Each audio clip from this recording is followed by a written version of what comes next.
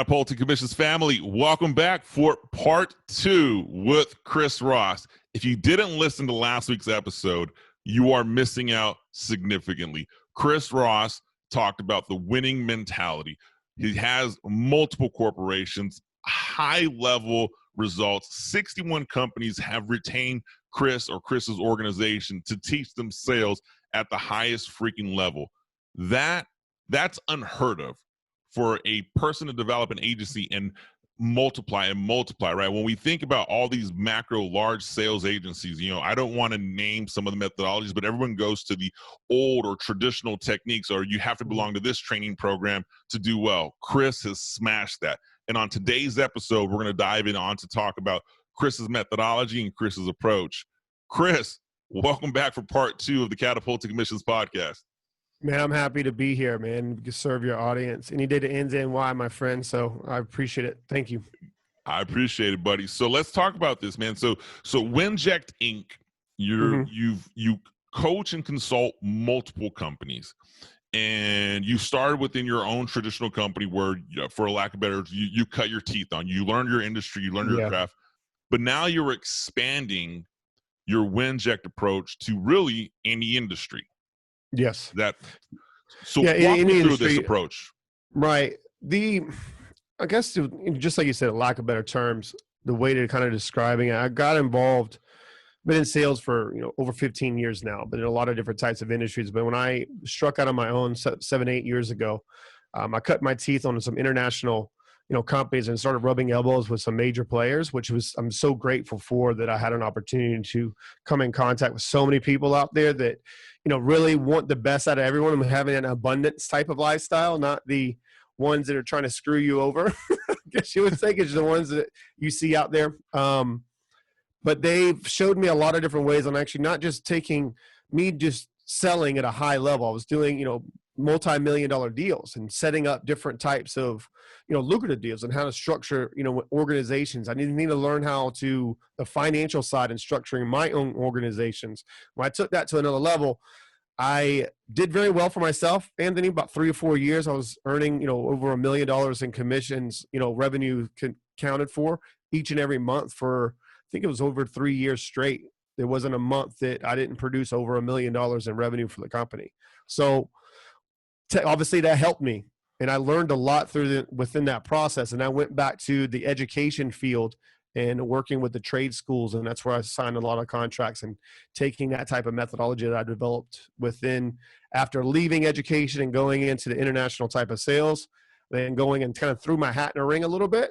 And then for 2 years, I took on a contract, and I signed a contract, I think it was like 1.7 for 3 years. And then I had to restructure that contract because they had over 300 to 400% growth within the first 6 months. And it completely changed the game from them. They went from, I can't say the name because obviously NDA, but they went from, I would say about, I think, the top 8 in the country. And now they're smashed. They're number 1. Okay. So they've done so well, and it's turned from, 28 trade schools to 41 to 49, then to 61. I'm still, working with them, but I don't do it on just a different capacity because I'm stepped down for that type of role. I'm in the chairman role now. I hired CEOs and hired different things for that, which I'm very grateful for. But me going into Windjet, the success that I've had within those, billion-dollar companies and trade schools, I'm taking that same approach and say, okay, I want to attack the marketplace in any industry. I'm going to see if I can apply this to any any company. I can apply this strategy and methodology and aligning my sales process within their process. What I'm basically going to do is I'm the co-founder for it, a managing director, and also my co-founder, the guy from my show, the Win-Win Effect podcast, West Base, which you were on the show. I'm very excited about this type of venture for ourselves. Which he focuses on a different part of the business. I focus on more about the alignment process with the education side and all that knowledge of working with, educational council, nationally accredited programs. It takes, I know I'm giving us a long-winded answer, but I'm trying to give a little bit more idea for your listeners to understand this. You can't just, when the information I know about education and education council and understanding you're ticking all the boxes of accreditations, you can't just build a program and say it's nationally accredited. You got to go through it because those agencies have to be dysregulated. You have to go through audits every 3 months to be able to keep your accreditations. And how they keep their accreditations isn't about the number they enroll into a program. It's about the ones that see success at the end. Okay? So you can't just enroll someone into a program. We talked about this on the last episode towards the end about me taking away from them. That's where that comes from. Me taking it completely away from them and having them going, hey, I don't qualify to, for this program because I have shitty ass attributes. I have core values. So whatever that is for them, they could say, hey, I want to go into, I'm really good working with my hands and I really want to learn HVAC. I want to learn whatever. Then yeah, they qualify for those types of, programs. You can't just take someone and say, hey, I want to become an entrepreneur and I want to make $1 million. Well, you want to become a millionaire? Do what billionaires do. That's how you become a millionaire pretty quickly. Okay. It's not that difficult. So that's where that process and that's where all that methodology comes from. It comes from me taking what I know from education and then applying that same type of similar process within another process of people just trying to jam product and services down your throat. You mentioned the ones that been in sales for 30 years and you see the big names out there. I'm not knocking them. I read their books, love those guys. I see them, different out there, and I'm not trying to challenge you guys. You're irrelevant to me is what I'm basically saying to you because how much success I've had over the years with this approach. If me paying attention to all the people that have done this for 30, 40 years, I can still celebrate you and clap and say and not tip my hat to you. Congratulations on all your success, all of it. And I'm blessed to even know your name. Great. I appreciate you. But until you're ready to stand next to me and prove that you can actually do it in today's marketplace, that's a different story. Now you're my competition. So that's why I'm attacking that type of marketplace with that type of methodology, because I know it works. I'm proving it day in, day out on not just the customer satisfaction ratios or getting through the program, the ones that are actually seeing success because they're qualifying their buyer a lot faster and more rapidly, and they're doing it with ease just by that approach. So many nuggets in how you just described the Winject approach. I mean, you're injecting a new approach into sales that is relevant, is fresh, adapts to the time being. Mention your partner, Wes, who's also on the Win-Win Effect podcast. We are going to be working to get Wes on the Catapulting Commissions podcast and picking his brain and diving in and getting some of his understanding. In this Winject methodology, so you learned it in the trade schools, you're rolling it out, you're jumping into industries. Is there a mental shift? Is there a different approach? Or, I guess let's go with mental shift. Is there a mental shift somebody has to take to say, hey, I'm going to bring the Winject methodology to my organization? I used to use, we'll just put XYZ, list any other sales methodology approach in there. I don't want to bash anyone. And if, I recently posted a blog on sales processes and sales methodologies, and, you can get my opinion on those there. Any one of these other methodologies, I'm going to go with the Winject approach. Is there a big shift or change that someone has to make before adapting that approach? Yes and no.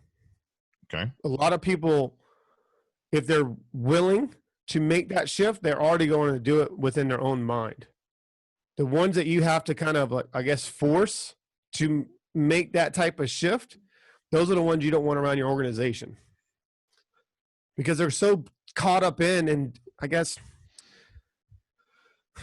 love with scripts and the traditional way of selling. You couldn't pay me enough because it's unethical in my opinion. Like NLPs, tons of holes in that stuff. I mean, yes, you can understand the psychology and persuading people, but if you're persuading them to do something they're going to regret, then what's the fucking point? You know what I mean? Like, it's buyer remorse. Like, people don't want to be manipulated to make decisions. We're going to make a decision together collectively if I believe this is a right fit for you, and here's the reasons why. XXX, and I'm going to tell them why I don't believe they're the right fit for this program. Product or service are good. I don't give a shit if they're selling a popsicle, Anthony. You're not the type of person to like. You told me earlier that you didn't like lemon. Okay. Why am I going to sell you a fucking lemon popsicle? You see my point? I can do this for any company. but they're going to have to first want to be successful within their own mind and that winning mentality, and be willing to lose and embrace that losing, because it's two words in the English dictionary are very powerful. Get. I want everyone to write this down. Get. G-E-T. And then yet. Y-E-T. Two very powerful words.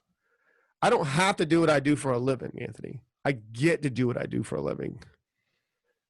And what I do throughout my day of trying to become 1% better every day,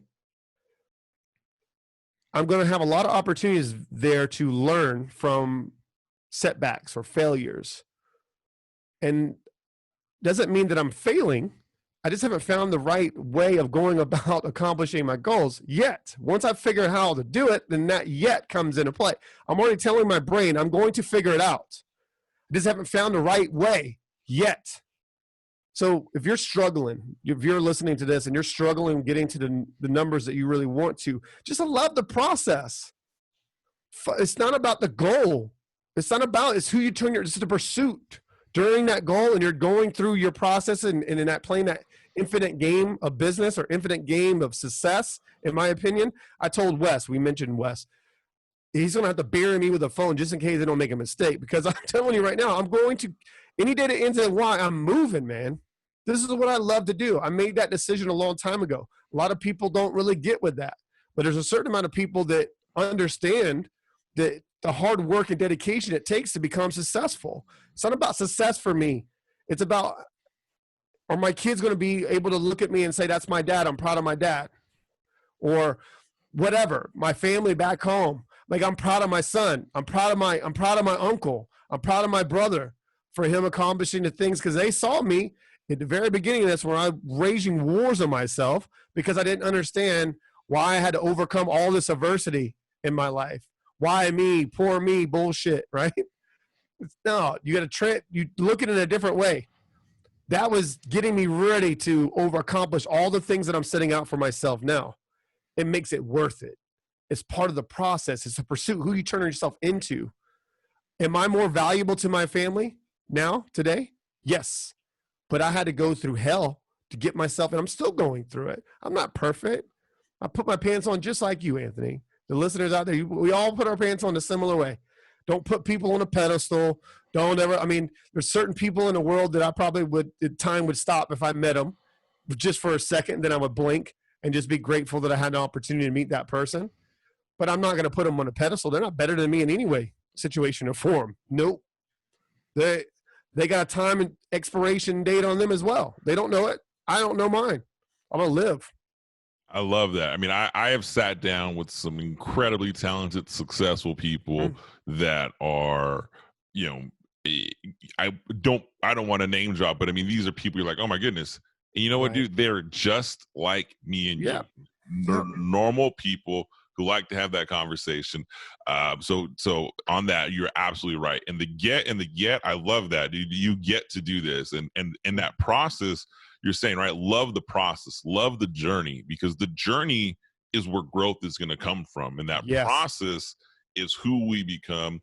You hit the scripts. I can't tell you how many times, you know, I do a lot of market research and you know, my audience knows, right? I launched the Catapulting Emissions brand January 2020, which has been filled with a lot of unexpected adversities, a lot of ups and downs. And so learning to navigate a business in a new world, in a new age, has definitely caused me, you know, I do a lot of market research. I've learned, I have a team that puts a lot of my stuff together. I can't tell you how many times, Chris, I see people offering me or selling me their scripts. Hey, here's my script. Here's my script. Sign up for my list. You're going to get my script. Or spend $1,000. I'm gonna give you my 40 most magical, powerful scripts. But people are buying it. None of that shit works. None of that shit's gonna work. It's people are buying the emotion. People are buying the thought of, if I get this script, man, my insurance agency is gonna blow up to 7 figures by putting this script in the hand of my receptionist and putting this script in the hand of my sales team. That's not the answer. And it's so funny, right? I've challenged that, and to hear you agree with me on that, and it's probably why we get along so well. there's zero authentic approach. There's zero fully understanding of what you're trying to accomplish. You're giving a very traditional. Think about this. Would the NFL work if everyone had the same script? No. It'd be fucking boring, right? Nobody would want to watch that. So boring. Everything's pre-scripted. Yeah, it's not authentic. I mean, you can manipulate people just by asking. And don't get me wrong. If you're a script person, and I'm not trying to shit all over this, if that's for you, great. But you don't need to read that shit word for word and make it your own. Luckily for myself that and I'm saying lucky because I look at it as this one of my gifts. Like I was born with the dyslexia. I can't read that well growing up. It's not that I can't read. It's just like I can't stop my eyes from moving. All the words just go together completely. I was on a show recently in an interview. And they was like, "Oh, we can use a teleprompter." I was like, "I don't need that shit. Like I'm not gonna read it." It's like that just distracting me, man. You know, I know what I'm talking about. We're good. You know, I've already at pre-call analysis is another piece I'm gonna talk about here in a minute. But so when I'm looking at a script, all the words would go together. I'm not myself. I need to make it myself. There's a human element comes into play. It has to. You're talking to another fucking human, man. There's another human being on the other end of that phone. Connect with them. It's not that hard to connect with people if you take all the stuff that would stress you out. Take it out. Just break through the emotional bullshit just by having a conversation. Man, what's going on, Anthony? And they'd be like, "Oh, I'm doing pretty good." And then I'm going to start. I'm like, the purpose of my meeting. I didn't mean to catch you off guard. My name is Chris Ross, and I'm calling from blah blah blah blah. But that's all. That's just for me introducing myself. Anthony, the purpose of my call today is XYZ. That's it. Now we're in the sales script. Now we're having a conversation. You get here's the problem with salespeople. I'm gonna tell you the number one problem. They're forcing a conversation. When they're calling someone, all they're doing is they're trying to force a conversation. First, you got to get them to agree with you that they're open to have a fucking conversation. That's the first sale. Right. There it is, right there. You can't, and that's the ones that are trying to force that conversation, Anthony, are the ones with sales scripts because they're just trying to get through the page as quickly as possible. Man, you know, there's that sales script you're talking about. You say that, a couple things come to mind, right? If I was to go pick up on a girl, right? My wife, let's just use my wife because I'm going to save my, let's say if I was to go back and I wanted to go and reintroduce myself to my wife. If I had a script on how to approach and talk to my wife, she would have told me to kick rocks. It was authentic. It was genuine. I fumbled some words. I was definitely nervous, but you know what? It was an authentic approach. That same relationship, that same engagement is what we do in sales. And when you find these scripts, and there's people who are very successful in scripts, and I'm not going to say you can't be it. And for full transparency, maybe one day I'll bring someone on the show who loves scripts and we can talk about it. But there is, my opinion and my approach, and for me, I've definitely have lost some of the authentic approaches to that with that script mentality. And the script mentality, in my opinion, gives people an excuse for a lack of preparation. Because you talk about, there's a pre-call planning, but we get this false sense of security when we have a script in our hands. I've sat on a sales call, this is maybe 4 years ago, and the person that was running the sales call, one of the largest healthcare organizations in the country. And we're sitting in a meeting, and he set the meeting. I was just promoted to my new role, and we were I went from a individual contributor to a huge book of business with a huge team. And so we sat in this meeting with this large healthcare organization that, had we got the business, would have changed the lives for everyone who was in my organization. So I sat in the meeting. I mean, I'm in the role for less than 2 months. And I watched this executive, quote unquote, salesperson run with the script and his agenda, so much so that he never heard anything that was being told to him. Active listening skill. You got to have that skill. I listen to a lot of calls. It's part of my audit piece when I go to take on a new contract within a company.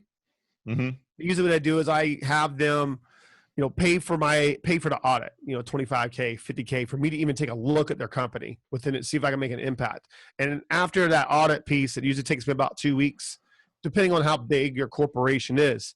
So a couple of things that I do is I ask some of their sales directors, divisions, whatever, send me a snapshot, a couple calls, like 2 to 3 of each phase within their process, and I'll listen to them. It makes some of these the bigger companies are worse. Yes. You know why they're worse? Because they have a sales script. Yeah. The ones that have sales scripts are the worst companies.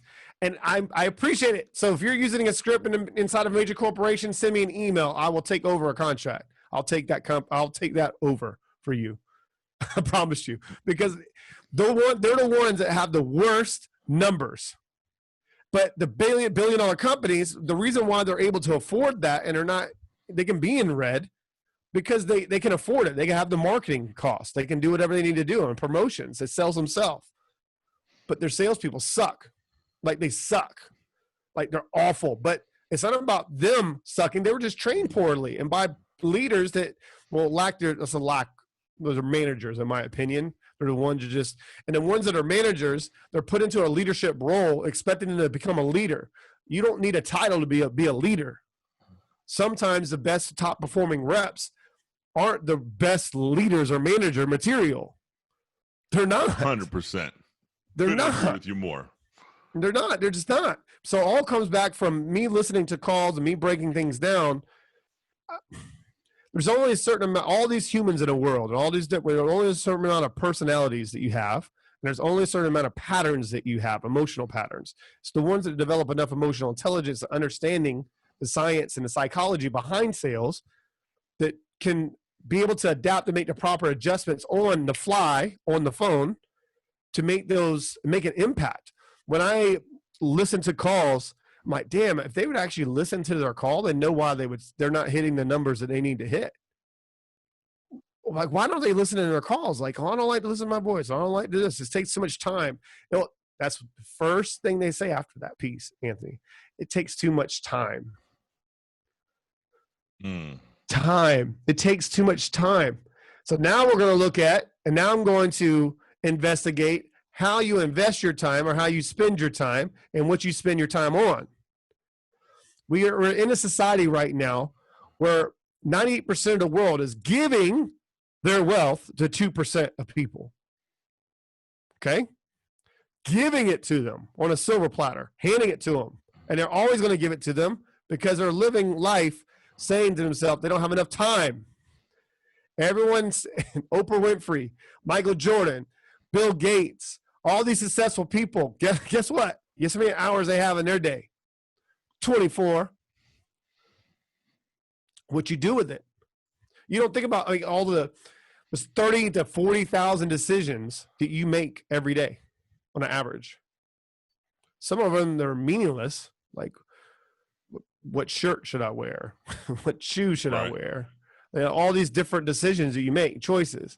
But the big ones, you got like, should I end this relationship? Should I continue on this relationship? Am I happy? But a lot of people, they're not paying attention and they're not analyzing it or that, just like in sales, a pre-call analysis. I do a lot of analyzing before I even go. I got a game plan. I can't walk into a call with zero game plan.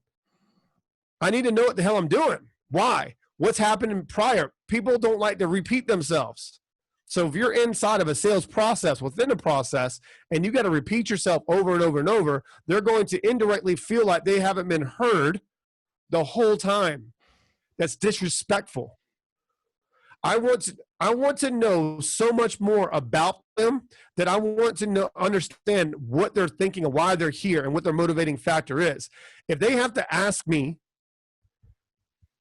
for my advice, I make it my fucking job, Anthony, my job to know what they want, deeply want, without them telling me.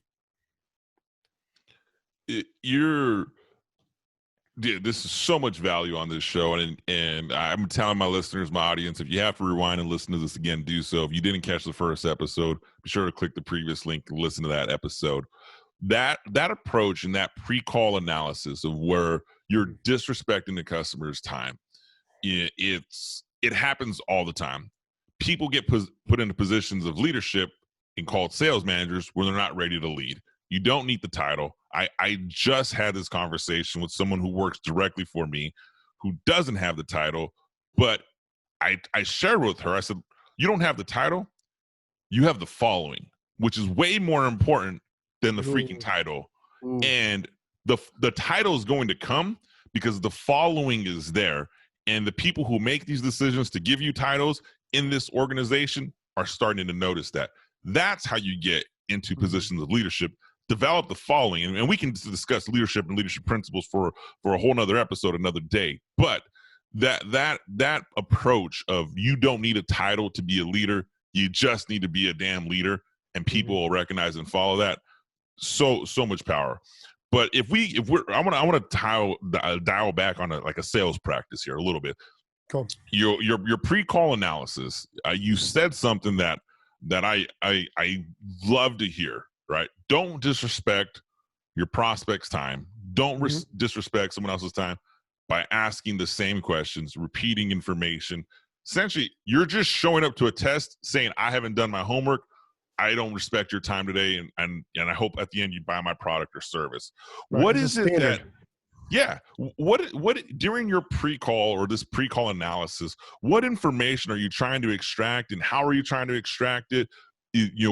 Someone who's working with you in your organization. What are their checks and balances? What do they want to know before they get to quote unquote the pitch or the appointment or the presentation, whatever we want to call it? Okay. Great question. By the way, a lot of people they kind of skip over that of understanding the process behind it. So I'm excited to answer this. I'm going to try to break it off in different pieces so that way it can be more effective for your listeners. The first thing first is asking yourself, what is the outcome you're looking for? Okay.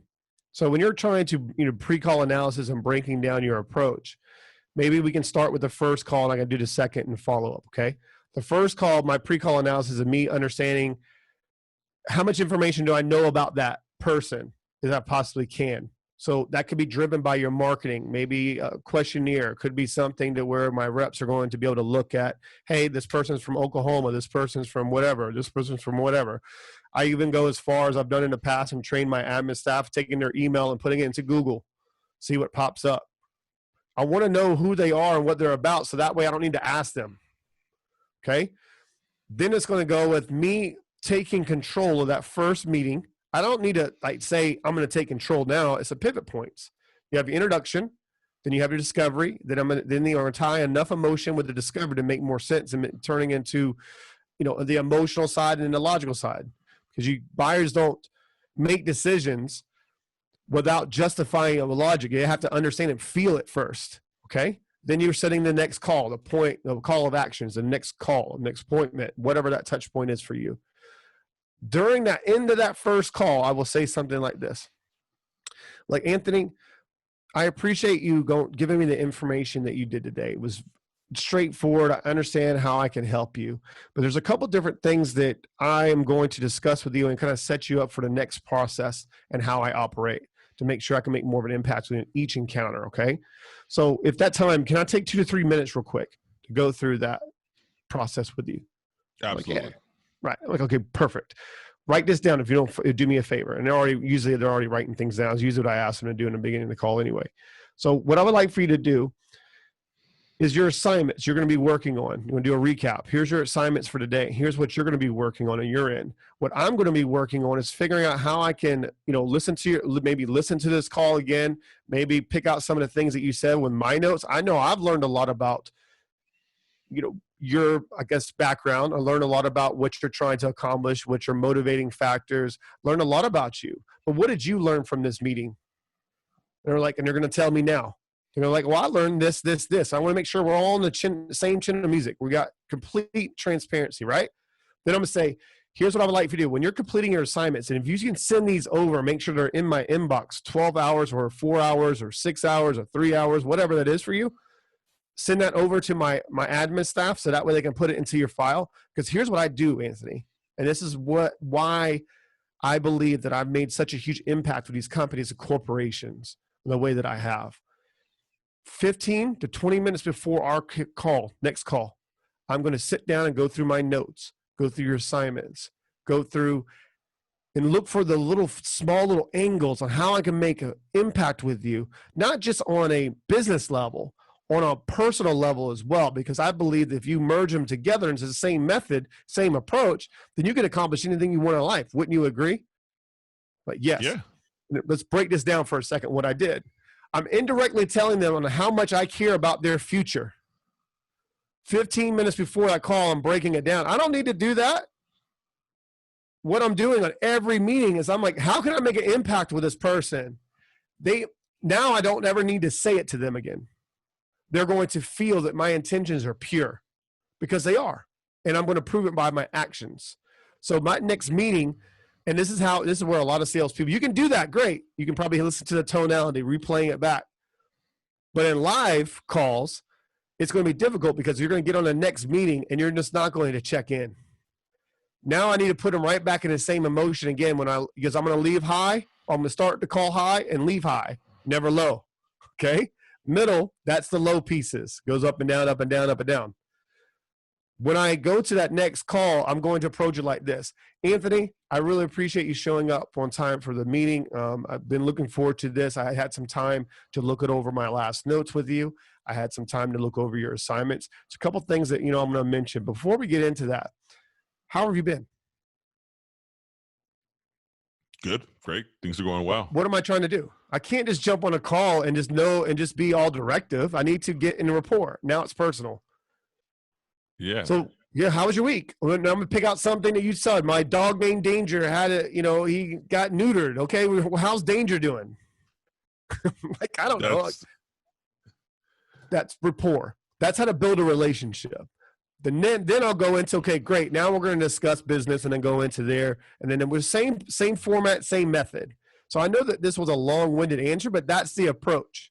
That's what they need to understand the process. So on their assignments, I always put on the bottom any additional feedback you want to give Chris, right? So that's what my assistants send them.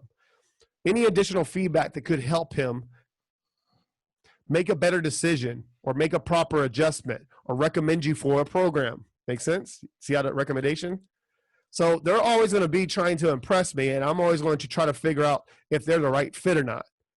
Do they have what it takes? Are they showing me through their actions? Are they putting forth a lot of effort?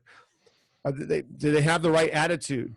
Yes. Right. So congratulations. I'm going to coach you and I'm going to help you through this process. But you can't not just show up to meetings or not put in the effort. They're going to do that by submitting all the questionnaires and submitting all the forms. And this is what I train companies and corporations on, if they're willing to adapt that type of approach, because that approach is difficult. It takes a lot of time, but that's where you need to be able to understand how you invest your time in your personal lives. Like, luckily for myself, I surround myself with only successful people.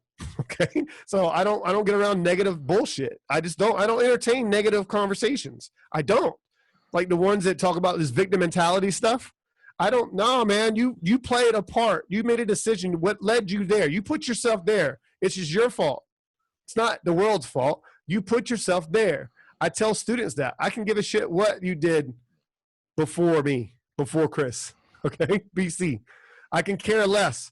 Whatever led you here is some decisions and choices that you made over time. So what I can do now is I can work with you on maybe some of your conditioning. Maybe it could be your mindset, the way that you're looking at life, your outlook, your mentality, whatever. Because systems, and as we're on this call right now, Anthony, we're doing something very similar. We're passing time. So all we're doing is passing time. Then as we're passing time, the world's evolving. Systems change. Product services change. Companies change. Look at what's happening right now in the world. Okay? Everything is changing. For me, for the better. I made more money in the last 6 months than I have in the whole year last year. And, I did it very well last year, Anthony. Very well. Exceptionally well. So because they're looking for a product and service, looking for something that it's a high need. Everyone's working from home or trying to work from home. I've just been doing this my whole life. So I feel sorry for the ones that are trying to build something online. If you're not online right now, you're dead. Your company is going to die because the world is never going to go back the way it was. It's not. You just have to come to terms with that. So that a whole approach, it goes with everything the part of. So when I go to that last message, is there any additional feedback that you can provide Chris before his next meeting that could make an impact? I would definitely urge you to provide that information. You're going to be open and honest. There's zero judgment in these meetings. I talk a lot about that. So that whole approach, it needs to be ingrained into your core value. Like it needs to be a part of you because it's not about a system or a method. That approach has everything to do with who I am. Like I want the best out of everyone. And that's the belief, that 100% belief in abundance and living in abundance. It's a lifestyle, bro. It's a lifestyle. You got to really want the best out of for everyone. I can give a shit. There's enough money out there for all of us. I just proved that. 2% of the world own the 98% of the world's wealth.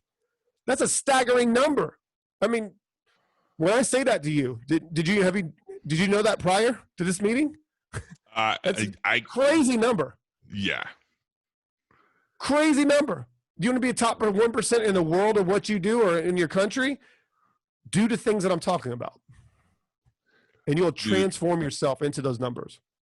I couldn't think of a better note for us to wrap this show up on, dude. Chris, that approach, if you haven't taken notes on that, I don't want to call it a script, but Chris's message that he just delivered, start high, end high, how he's working with his clients, how he sets the expectation to build rapport and in an authentic manner, which I dig because everyone's like, oh, you build rapport, and you have people with these really unauthentic approaches because their script says build rapport, and so they try to build rapport and it just doesn't come off natural. And the dialogue you and I just shared right now on this call was as natural as it can be and as scripted as can be. There's no script Chris is following. There's no script that I'm following. It is 100% just a dialogue between two people. And so that is key. You deliver so much value here. Now, Chris, when someone wants to work with you or learn the Winject approach or take their sales skills to the next level, very clear we to discuss, you do help corporations take their skills to the next level. Can individuals work with you or work with somebody in your organization, or is it solely for corporate clients right now? Just for any kind of company, but I'm very selective of the contracts that we want to sign. We want to make sure that we're getting the right ones. I don't want to be overstaffed or overstimulated and not be able to, do what I do at a very high level. It's all about making sure that we're taking on the right clients. Some of the clients, obviously, with the NDAs and the things that we've been discussing, there's some big names out there that we're working with that are asking us and for our services of me doing audits. There's some really cool people, but actually getting to us. We are always hiring new salespeople. We're training them within. That's probably the best way.